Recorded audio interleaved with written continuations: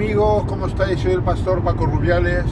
La noticia del día y probablemente de todos estos días va a ser pues el fallecimiento del Papa Católico Francisco, sus funerales, el cónclave para nombrar a un nuevo Papa. Esa va a ser la noticia estrella de los próximos días. Ayer alguien se dirigió a mí y me preguntó: Pastor Paco, ¿usted qué cree? ¿Que el Papa Francisco va a ir al cielo o va a ir al infierno?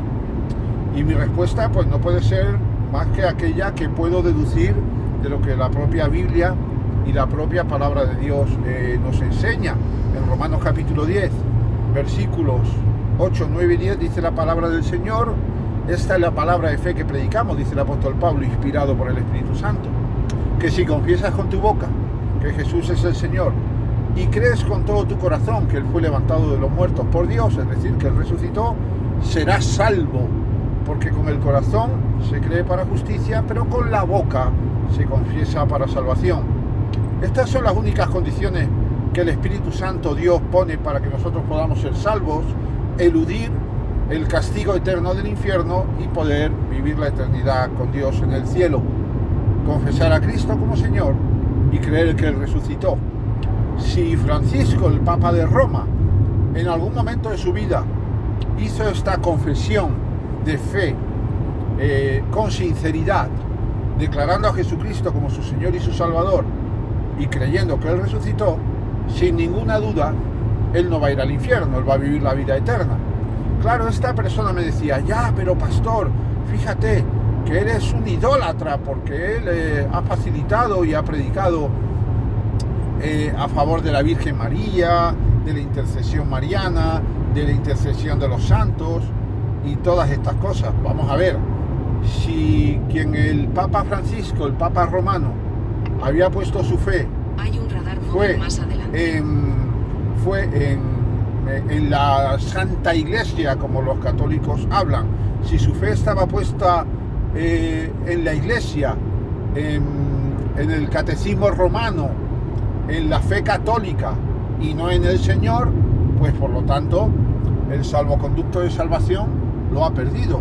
Pero si él verdaderamente creyó en Jesucristo como su Señor y su Salvador, pues él será un salvo más, como cualquier persona. No podemos olvidar que estamos viviendo bajo el pacto de la gracia. La palabra dice que donde abunda el pecado, sobreabunda la gracia. Probablemente un papa idólatra estaba viviendo en la abundancia del pecado, de la idolatría.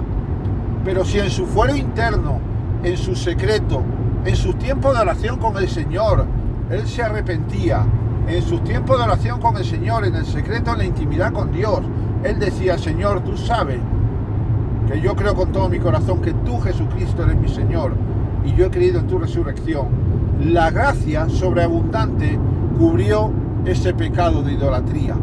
Entonces dice que la gloria del Señor cubrirá la tierra como las aguas cubren la mar. Estamos viviendo bajo el tiempo, mis hermanos, de la gracia. En aquel momento Jesucristo dijo que el que más peca, a más se le perdona, y es el que más ama a Cristo. Seguramente el Papa Francisco sería un hombre con más pecado que tú y que yo. Seguramente el pecado abundaba en su vida, seguramente por las presiones de la propia Iglesia y de ese Sanedrín que le rodea al Papa y que le hace que él no sea un hombre totalmente libre, llevado por la inercia de la propia Iglesia, él no se pronunciara públicamente acerca de ese pecado de idolatría. Pero si ese hombre de verdad y corazón se acogió a la gracia de Cristo, que nos libera de la muerte del pecado y de la ley y nos lleva a la libertad, y en su fuero interno, en su secreto, él vivió conforme a la gracia, confesando cada día su pecado al Señor y siendo lavado por la sangre de Cristo, que nos limpia de todo pecado y de toda maldad, seguro que él es salvo, porque la gracia no excluye a nadie. Dios no hace acepción de personas, ni que sea el Papa de Roma, ni que sea el último pastor o el último creyente sobre la tierra. Ahora, si la fe de Francisco fue sobre el magisterio de la Santa Madre Iglesia, si su fe fue la Iglesia Católica, si su fe estaba desenfocada de Jesucristo, estaba enfocada en el catecismo, en la doctrina católica, evidentemente él no ha podido ser salvo. Esta es la respuesta que yo te puedo dar.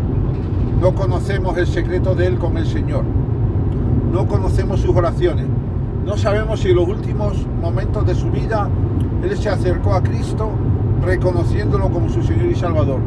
No lo sabemos. Por lo tanto, solo te puedo decir lo que la palabra nos enseña. Para ser salvos hay que confesar a Cristo como Señor y Salvador y hay que creer que Él resucitó. Con el corazón se cree para justicia y con la boca se confiesa para salvación. Que Dios te bendiga.